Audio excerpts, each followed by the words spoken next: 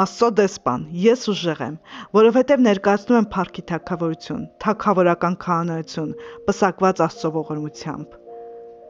Պետրոս 2:9-10 ասում է. բայց դուք ընտիր ազգ եք, թագավորական քահանայություն, սուրբ ազգ, սեփական ժողովուրդ, որ քարոզեք նրա առաքինությունները, որ ձեզ խավարից կանչեց իր զարմանալի լույսի մեջ, որ դուք ժամանակով ժողովուրդ չէիք, բայց հիմա Աստծո ժողովուրդ եք, որ ողորմված չէիք, բայց հիմա ողորմվածներ։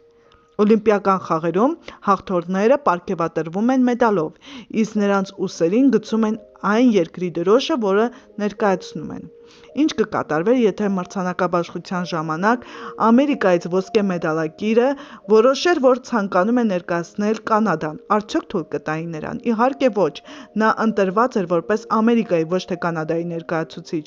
Նա այնտեղ էր, որպեսզի ներկայացներ ամերիկյան մշակույթը։ Շատառումներով նույնը վերաբերվում է մեզ։ Մենք երկնքի ներկայացուցիչներ և դեսպաններ ենք։ Մենք այստեղ ենք, որպեսզի տպավորություն գործենք նրանց վրա, ում հանդիպում ենք, ցույց տալու, թե ում ենք պատկանում և ինչ թագավորություն ենք ներկայացնում։ Պողոս առաքյալը մեզ անվանում է Քրիստոսի պատգամավորներ, Բ Կորնթացի 5:20, իսկ Պետրոսը Աստծո ժողովրդին անվանում է թագավորական քահանայություն։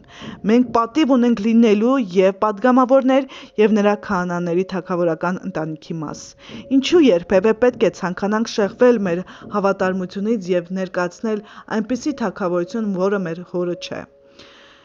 Պետրոսը շարունակում է, որ դուք ժամանակով ժողովուրդ չէիք, բայց հիմա Աստծո ժողովուրդ եք, որ ողորմված չէիք, բայց հիմա ողորմած եք։ Սիրելիներ, աղաչում եմ ձեզ, ինչպես պանդուխտներ և օտարականներ, հեռու կացեք մարմնավոր ցանկություններից, որ կռվում են հոգու դեմ։ Ձեր վարքը հեթանոսների մեջ բարի պահեք, որ ինչ բանով որ ձեզ չարագործների պես բամբասում են, ձեր բարի գործերը տեսնելով փառավորեն Աստծուն այցելության օրը։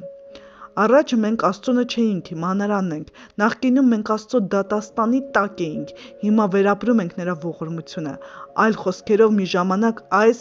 աշխարհում էինք և նրա դատավճռի ներքո էինք, բայց այժմ այս աշխարհինը չենք, Աստծո թագավորությունից ենք։ Սա դարձնում է մեզ օտարանկաններ այս երկրի վրա, որտեղ նախկինում քաղաքացիներ էինք։ Որպես քահանաներ, մենք Աստծո ներկայացուցիչներն ու դեսպաններն ենք այս երկրի վրա։ Այսօր, երբ ընտրություն կատարեք, երբ գործեք և արձագանքեք, հիշեք, թե ում ամբիոնի մոտ եք կանգնած։ Ապրենք այնպիսի կյանքով, որ մարդիկ փառավորեն Աստծուն։ Եկեք աղոթենք. Տեր,